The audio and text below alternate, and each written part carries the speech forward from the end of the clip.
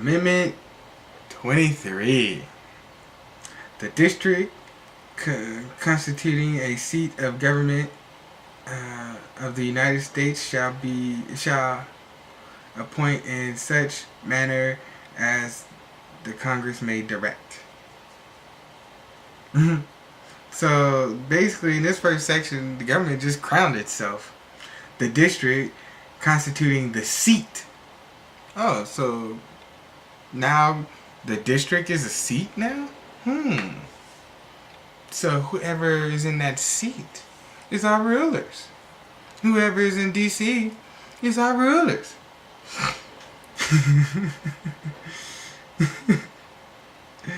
A number of electors of president and vice president equal to the whole number of senators and representatives to the Congress to which the district would be entitled to. Would be entitled to if it were a state. So, but since it's not a state, it's a throne. The the state thinks it can do whatever the fuck it wants to because it's a throne. The president, the Congress, the Senate, they sit on the throne, and the people, would have a congressman and senator. Congressmen, depending on what their census is, and a couple of senators, if it were a state, but it's not a state, so therefore it doesn't have any rights. The congressmen and senators from D.C. have no voting rights.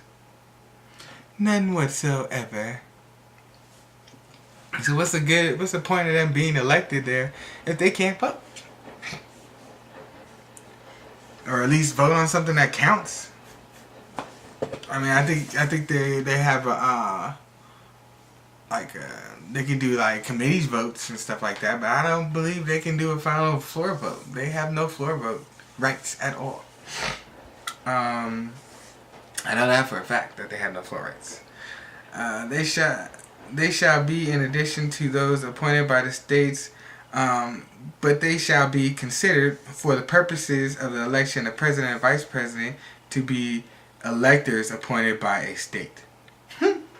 So, not only do you get, you don't have voting rights in D.C., or at least your congressman doesn't.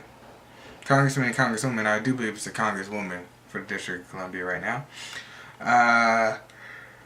But they automatically get appointed as electors.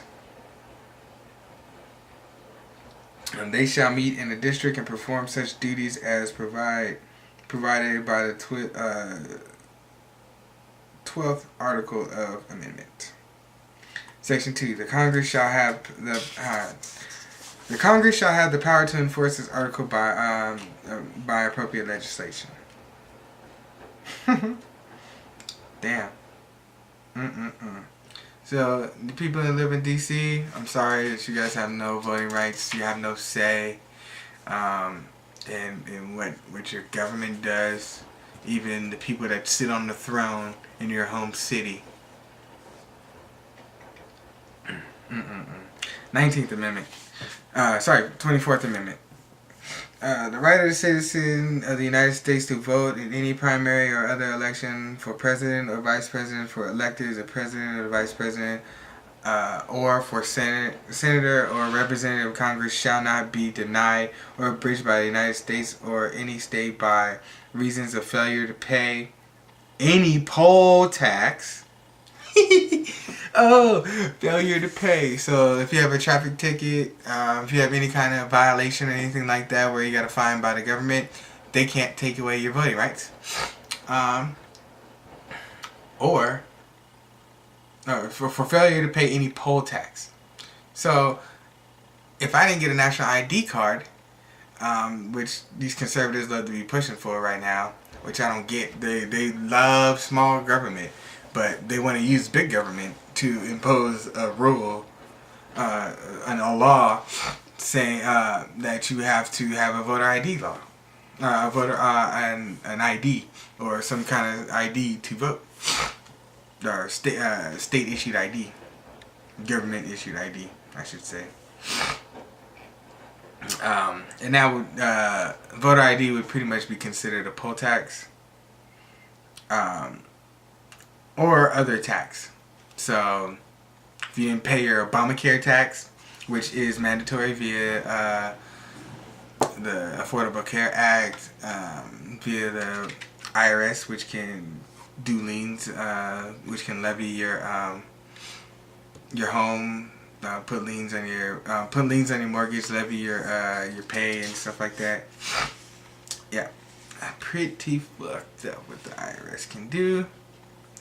Section 2 of Article 24. The Congress shall have the power to enforce this article via appropriate legislation.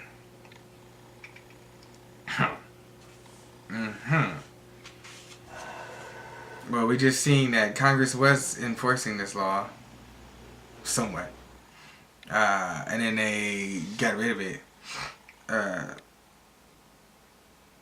Which was the voter ID. Not voter ID, but